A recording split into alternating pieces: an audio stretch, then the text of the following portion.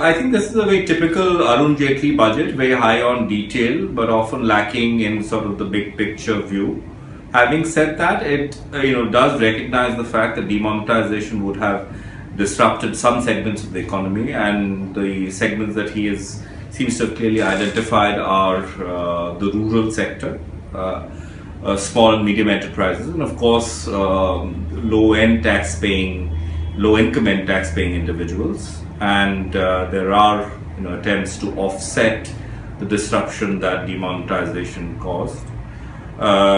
He sticks to sort of a path of fiscal consolidation, although he has bought himself some room to maneuver, but I don't think it's enough to fit in too much additional spending. There are some disappointments as well, in the sense that the economic survey identified the twin balance sheet problem of stressed corporate balance sheets as well as the NPL problems of banks as the number one problem in the economy, which could have perhaps been resolved through the government taking an active financial interest in creating a large bad bank or an asset reconstruction company.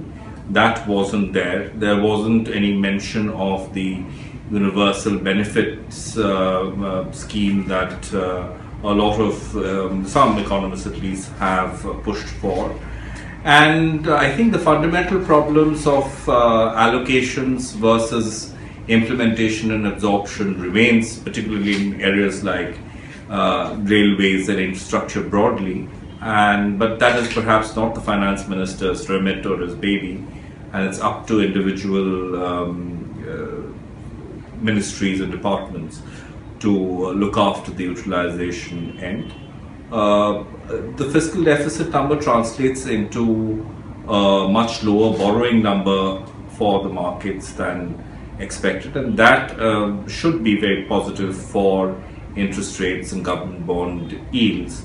So in a sense, this is it's a stimulative budget through a combination of tax reductions, particularly at the low income, high consumption end, and the possibility of lower interest rates.